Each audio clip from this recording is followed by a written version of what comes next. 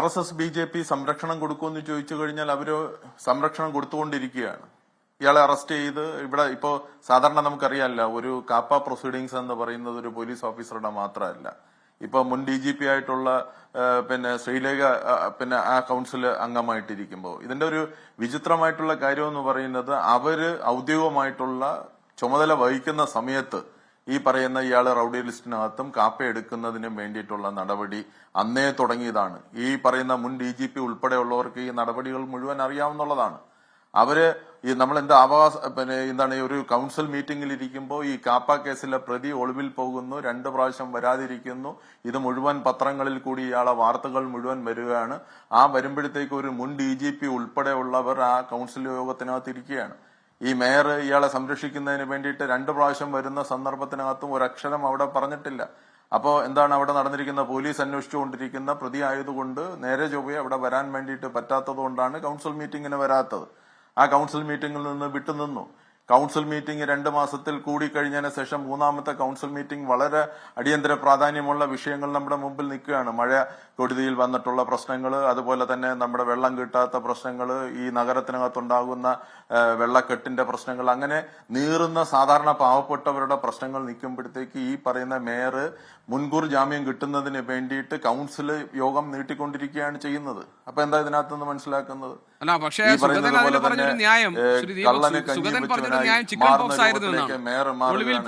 Chicken pox ആയിരുന്നു എന്നാണ് അദ്ദേഹം പറഞ്ഞ ന്യായം. എവിടെ ചിക്കൻ പോക്സ്? പോലീസ് പിടിച്ചോണ്ട് പോയി, സ്വാഭാവികമായിട്ട് പോലീസ് പിടിച്ചോണ്ട് പോയി മെഡിക്കൽ റിപ്പോർട്ട് എടുത്തല്ലോ. അവിടെ ഗവൺമെന്റ് ഹോസ്പിറ്റലിൽ കൊണ്ടുപോയി മെഡിക്കൽ റിപ്പോർട്ട് എടുത്തപ്പോഴത്തേക്ക് അവിടെ എവിടെയെങ്കിലും പറയുന്നുണ്ടോ, ആ മെഡിക്കൽ റിപ്പോർട്ടിനകത്ത് പറയുന്നുണ്ടോ ഇദ്ദേഹത്തിന് ചിക്കൻ പോക്സ് ആയിരുന്നു എന്നുള്ളത്? അസത്യമായിട്ടുള്ള കാര്യങ്ങളല്ലേ പറയുന്നത്. കോടതി പറഞ്ഞു സറണ്ടർ ആവാൻ വേണ്ടിയിട്ട് പറഞ്ഞു, അതിന് സമയം കൊടുത്തു. ഈ പറയുന്ന കണക്ക് കളക്ടറുടെ ഒരു പ്രൊസീഡിങ്സ് വന്നിട്ടുണ്ട്. ചെറിയ പ്രൊസീഡിങ്സ് അല്ല. ഇയാൾക്ക് പല പ്രാവശ്യം വാണിംഗ് കൊടുത്തിട്ടുണ്ടായിരുന്നു. ഇയാൾ ഇങ്ങനത്തെ ക്രിമിനൽ ആക്ടിവിറ്റീസിൽ ചെയ്യരുതെന്ന് പറഞ്ഞിട്ടുണ്ടായിരുന്നു. ഇയാളെ 2 പ്രാവശ്യം ഇതിനു മുമ്പ് തന്നെ നാട് കടത്തിയിരുന്നു. ആ നാട് കടത്തിയതിന് ശേഷമാണ് ഈ പറയുന്നത് പോലെ തന്നെ രാജീവ് ചന്ദ്രശേഖർ പറയുന്നത് പോലെ, ഈ മേയർ പറയുന്നത് പോലെ അവരുടെ പിന്തുണയോടുകൂടി തന്നെ തിരിച്ച് ഈ പറയുന്ന പ്രദേശത്ത് വരികയും അവിടെ ഈ BJPയുടെയും RSSന്റെയും പ്രവർത്തകരായി മാറുകയും സിറ്റിക്കകത്ത് ഇന്നിപ്പോ ഇവിടുത്തെ പ്രശ്നം ഇതാണ്. സിറ്റിക്കകത്തുള്ള ക്രിമിനലുകളെ മുഴുവൻ സംരക്ഷിക്കുന്ന രൂപത്തിലേക്ക് മാറുകയാണ് ചെയ്യുന്നത്. നിങ്ങൾ ഇപ്പോ 2 ദിവസത്തിന് മുമ്പ് ഒരു BSNL തിരുവനന്തപുരം കോർപ്പറേഷനിലെ BJPയുടെ ഭരണം പ്രതിസന്ധിയിലാണോ? പ്രതിസന്ധിയിലല്ലേ? ഞാൻ ചോദിക്കട്ടെ, ഇങ്ങനെ ഒരു കളങ്കം വരുത്തുന്ന ഒരു സാഹചര്യം ഉണ്ടായിട്ടുണ്ടോ? ഒരു കൗൺസിൽ ഇവിടെ മാന്യമായിട്ട് ജീവിക്കുന്നവരല്ലേ ഈ നഗരസഭയ്ക്കകത്ത് ജീവിക്കുന്ന ലക്ഷക്കണക്കിന് ആളുകൾ. അങ്ങനെ വരുന്ന ഒരു കൗൺസിലിന്റെ പ്രതിനിധി എന്ന് പറയുന്നത് ഇതുപോലുള്ള കാപ്പ കേസിനകത്ത് പെണ്ണുങ്ങളെ പീഡിപ്പിക്കുകയും അതുപോലെ തന്നെ മറ്റ് ക്രിമിനൽ ആക്ടിവിറ്റീസും ഒക്കെ നടത്തുന്നതായിട്ടുള്ള ആളുകളെയാണോ ഇവിടെ വേണ്ടത്? ഇവിടെ നാട്ടിൽ മുഴുവൻ നടന്ന് പിടിച്ചു പറിക്കുകയും ഇവിടുത്തെ കാപ്പ റിപ്പോർട്ടിനകത്ത് പറയുന്നത് പോലെ തന്നെ സ്വത്തിനും ജീവനും അപകടകരമാവുന്ന ഒരു സ്ഥിതിയിൽ പ്രവർത്തിക്കുന്ന ഒരു വലിയ ഗുണ്ടയാണ്, ഒരു റൌഡിയാണ് ഇദ്ദേഹം എന്ന് പറയുകയും ഇദ്ദേഹത്തെ നാട് കടത്തിയിരിക്കുകയും ചെയ്യുകയല്ലേ ചെയ്തിരിക്കുന്നത്. അതിനെ ന്യായീകരിക്കാൻ വേണ്ടിയിട്ട് പാടുണ്ടോ? ഇത് വലിയ പ്രതിസന്ധിയല്ലേ? ഞങ്ങള് ഏകദേശം പകുതിയോളം 48ഓളം വരുന്ന കൗൺസിലർമാര് ഞാൻ മനസ്സിലാക്കുന്ന UDFും കൊടുത്തു, LDFും ഒപ്പിട്ട് കൊടുത്തു. വളരെ അടിയന്തരമായിട്ട് ഈ കൗൺസിൽ വിളിക്കാൻ വേണ്ടിയിട്ട് പറഞ്ഞു. ഇന്നും മേയർ വേറെ ചില കാര്യങ്ങൾ പറഞ്ഞ് ന്യായീകരിക്കുകയാണ് ചെയ്യുന്നത്. ഞങ്ങൾ കൗൺസിൽ വിളിക്കില്ല എന്ന് പറയുന്ന രൂപത്തിലേക്കാണ് നമ്മുടെ ജനാധിപത്യ സംവിധാനം. ആരവധിയില്ലെന്ന്? ഈ കാപ്പ കേസിനകത്ത് പോലീസ് വാറന്റുമായിട്ട് നടക്കുകയും കോടതി സറണ്ടർ ആവാൻ വേണ്ടിയിട്ട് പറയുന്ന ആള് അവധി എടുക്കാൻ വേണ്ടിയിട്ടാണോ ഇതിന്? അങ്ങനെ അവധി എന്നാണോ പറയേണ്ടത്? മേയർ, ഞാൻ നേരത്തെ പറഞ്ഞല്ലോ, മേയർ യഥാർത്ഥത്തിൽ എന്ന് പറഞ്ഞാൽ ഈ പറയുന്ന കാപ്പ കേസിനകത്ത് പ്രതിയായിട്ടുള്ളവന് കഞ്ഞി വെച്ചു കൊടുക്കുന്നവനായി മാറുകയാണ് യഥാർത്ഥത്തിൽ മേയർ ചെയ്യുന്നത്. തലസ്ഥാനത്തെ മേയർ ഇങ്ങനെ പ്രവർത്തിക്കാൻ വേണ്ടിയിട്ട് പാടില്ല. എത്ര മോശമായിട്ടുള്ള ഒരു സ്റ്റേറ്റ്മെന്റ് ആണ് അദ്ദേഹം നടത്തിയതെന്ന് ആലോചിക്കൂ. ഇതിനെ മുഴുവൻ ന്യായീകരിക്കുകയും തങ്ങളുടെ കൂടെയുള്ള കൗൺസിലർമാരെ മുഴുവൻ ഇദ്ദേഹത്തെ ന്യായീകരിക്കുന്നതിന് വേണ്ടിയിട്ട് പോലീസ് സ്റ്റേഷനിലേക്ക് മാർച്ച് നടത്തി പോലീസിന്റെ തടസ്സപ്പെടുത്തുന്നതിന് വേണ്ടിയിട്ടുള്ള പ്രവർത്തനങ്ങൾ നടത്തുകയാണ്.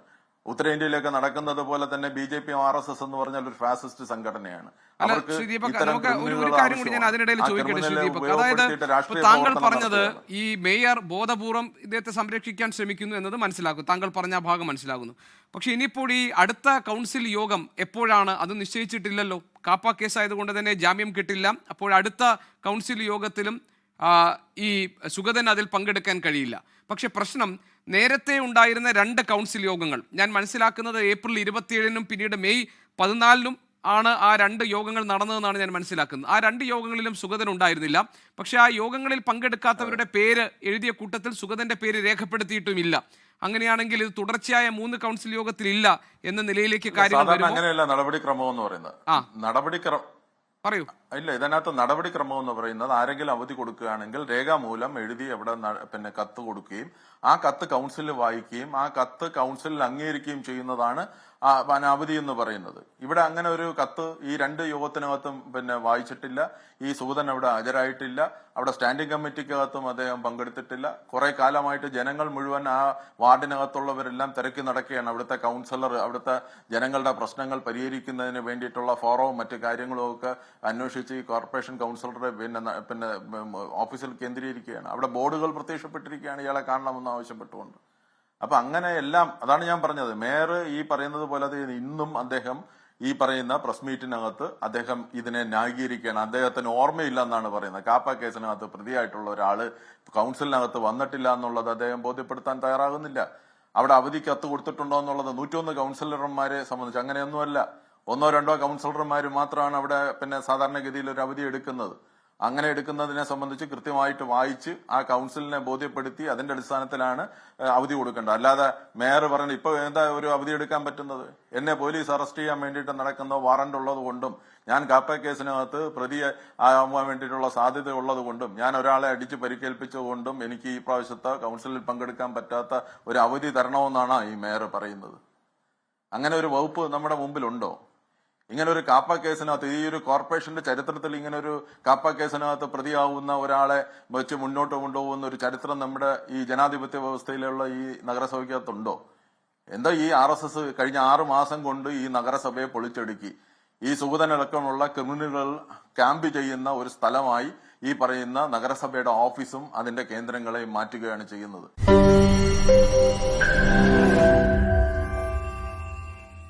ലോകത്തെവിടെയായാലും ഏത് സമയത്തും 24 വാർത്തകളും ഓഗ്മെന്റഡ് റിയാലിറ്റി പാക്കേജുകളും എക്സ്പ്ലെയിനറുകളും വിശദമായി കാണാൻ ഞങ്ങളുടെ യൂട്യൂബ് ചാനൽ നിങ്ങൾക്ക് സബ്സ്ക്രൈബ് ചെയ്യാം.